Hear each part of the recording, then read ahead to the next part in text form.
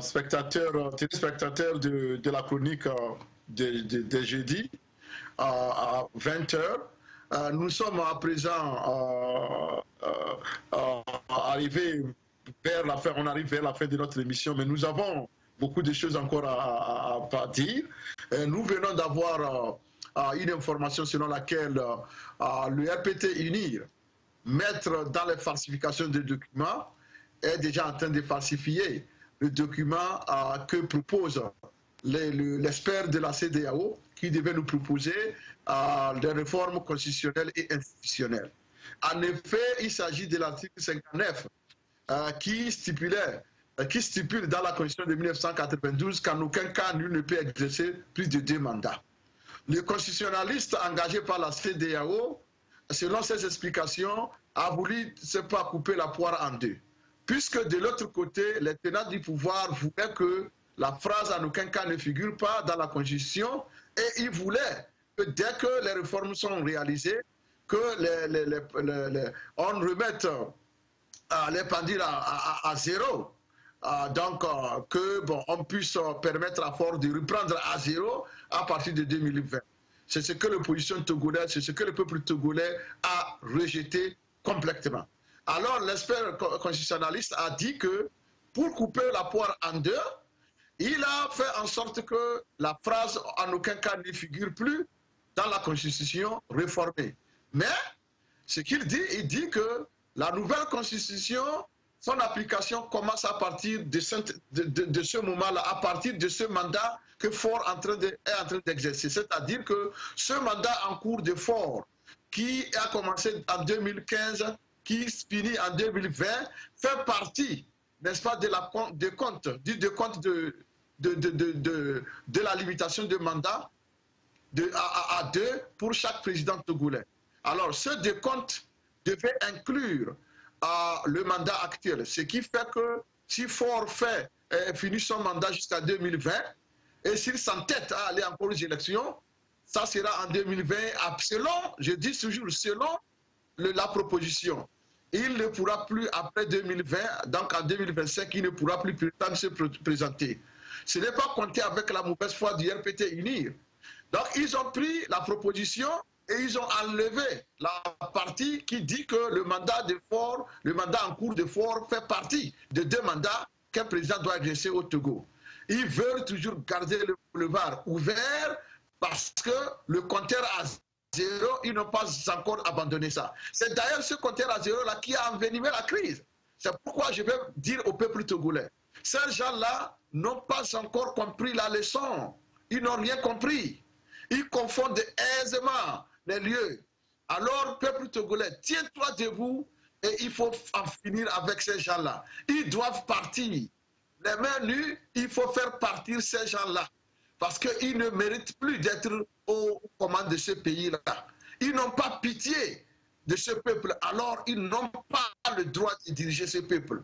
Si malgré tout ça, là, on engage un constitutionnaliste pour venir faire des propositions, les propositions que nous n'avons même pas encore acceptées, vous permettez d'enfoncer encore le clou, mais c'est que vous êtes vraiment bizarre.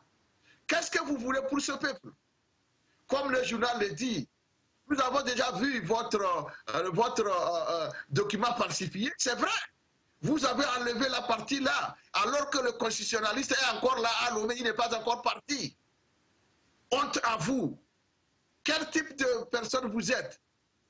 Nous savons que votre régime, c'est un régime despotique, népotique et kleptocrate.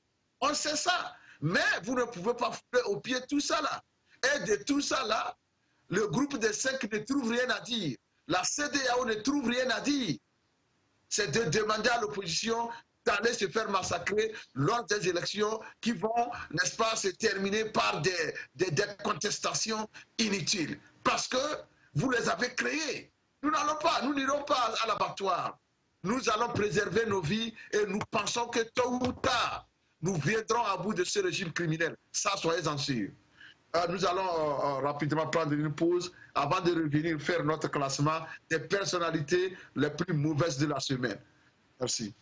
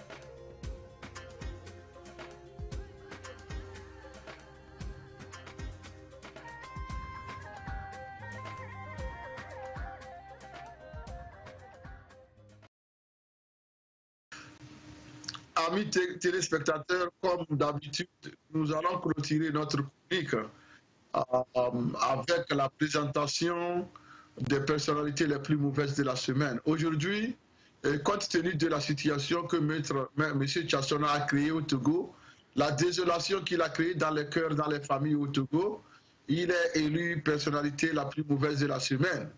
Il n'était pas en lice dans la course, mais depuis hier, il est rentré en lice et il vient de remporter la première place pour ce qu'il a fait.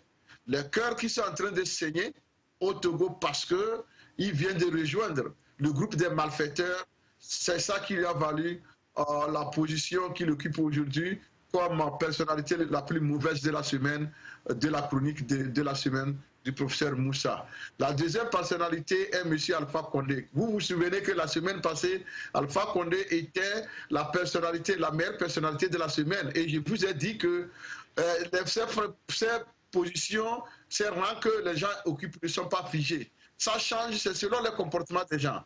Alors, pour avoir roulé l'opposition togolaise et tout le peuple togolais dans la farine, en prenant fait et cause pour un régime cinquantenaire, Monsieur Alpha Condé, vous avez perdu votre place de meilleure personnalité de la semaine, semaine passée, et vous êtes maintenant deuxième personnalité, la deuxième personnalité la plus mauvaise de la semaine de la planète à cause de ce que vous avez fait. Le peuple togolais se souviendra que vous l'avez conduit presque à l'abîme, et vous êtes prêt à le conduire à l'abattoir, mais il n'ira pas avec vous.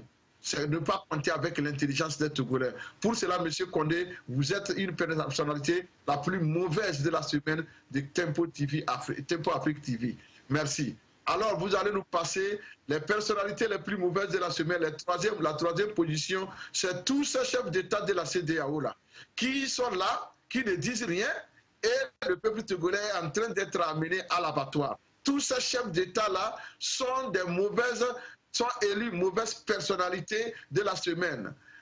Elles occupent la troisième position de ce classement-là, à cause, n'est-ce pas, de leur indifférence vis-à-vis de la souffrance du peuple togolais, à cause de leur complicité dans la crise qui continue au Togo, à cause de leur responsabilité morale et politique dans le massacre des Togolais à chaque fois qu'il y a élection. Pour cela, vous êtes élus personnalités les plus mauvaises de la semaine, de chronique de la semaine. Nous allons passer à présent à la quatrième personnalité, et là aussi c'est un groupe d'individus. Le groupe des 5, soi-disant les représentants des pays occidentaux au Togo. Toutes ces personnalités-là sont classées en quatrième position comme personnalités les plus mauvaises de la semaine à cause de la lettre qu'ils ont publiée, demandant à l'opposition d'aller se faire recenser et d'aller aux élections dans les conditions qu'eux-mêmes ils savent. Alors, pour avoir pris fait et cause avec le régime dictatorial cinquantenaire, ils sont élus personnalités les plus mauvaises de la semaine. Et c'est comme ça que chaque personne trouvera son compte ici. Vous vous comportez bien, vous allez occuper une bonne place. Vous vous comportez mal, vous allez occuper une mauvaise place. Et pour votre comportement d'hier, surtout à travers la lettre que vous avez publiée, vous êtes élu désormais personnalité la plus mauvaise de la semaine. Et vous allez y être jusqu'à ce que vous vous comportiez bien et vous allez quitter la chambre, l'antichambre des personnalités les plus mauvaises et vous allez traverser la frontière pour venir ici. Merci.